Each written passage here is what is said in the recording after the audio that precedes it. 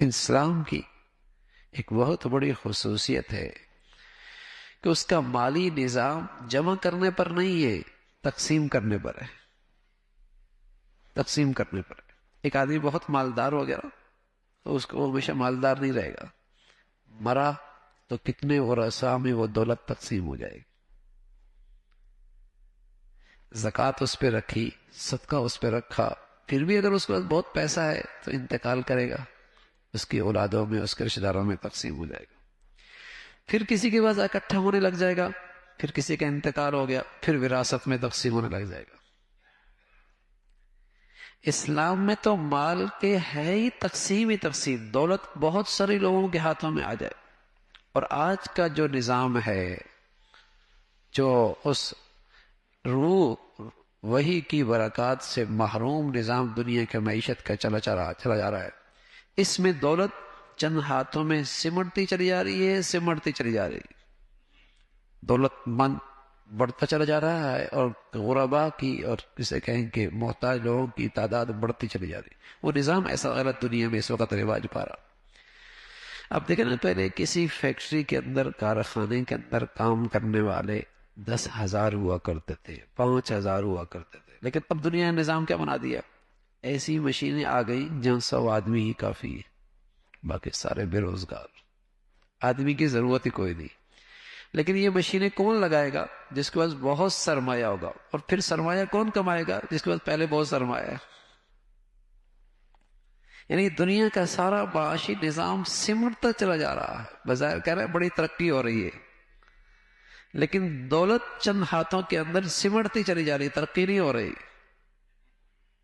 ہر دفتر میں دیکھیے، ہر فیکٹری میں دیکھیے، ہر معیشت کے ٹھکانے پہ دیکھیے کہ پہلے 5 آدمی کی ضرورت ہے، اب ایک کی بھی ضرورت نہیں، پہلے 500 آدمی کی ضرورت ہے، اب 5 آدمی سے کام چل رہا ہے۔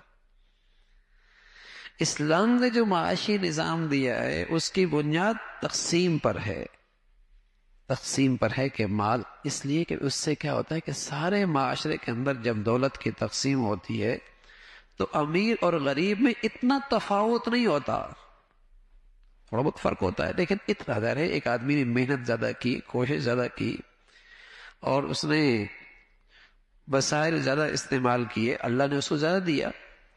لیکن جو ایک غیر معمولی تفاوت ہے دنیا کے اندر، جو اس وقت رواج ہے کہ ایک ہی ملک کے اندر اتنی دولت ہے کہ سارے ملک کے غربا کو کھلا سکتا ہے، لیکن ساری دولت اس نے اپنی رکھی ہوئی ہے، اور دوسری طرف لاکھوں آدمی جسے کہیں کہ بھوک کے مارے مر رہے ہیں اور ضرورت مند موجود ہیں۔ یہ جو غیر معمولی دولت کا سلسلہ ہوا ہے، یہ اسلامی معیشت سے دوری کا نتیجہ ہے، اور بربادی کی طرف، ہلاکت کی طرف جا رہا ہے۔ اسلام نے معیشت کی بنیاد تقسیم پہ رکھی ہے، اکٹھا کرنے پر نہیں رکھی ہے۔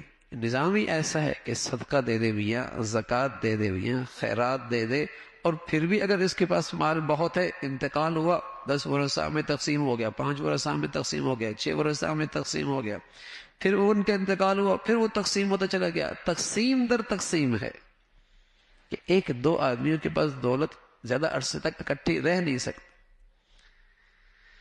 اور پھر ترغیب دی کہ خرچ کرو، ترغیب دی خرچ کرو، انفق علیہ، خرچ کرو اللہ تمہیں اور دے گا، انفق علیہ، خرچ کرو اللہ تمہیں اور دے گا۔ رسول اللہ صلی اللہ علیہ وسلم نے فرمایا سورج جب نکلتا ہے اس کے دائیں بائیں 2 فرشتے بھی ہوتے ہیں، روزانہ دعا بھی کرتے ہیں، بد دعا بھی کرتے ہیں، دعا کرتے ہیں اے اللہ جو تیرے راستے میں خرچ کر رہا ہے تو اسے اور عطا فرما دے، اے اللہ جو بخیل ہے اور اس نے مال رو رکھا ہے تو اس کے مال کو برباد کر۔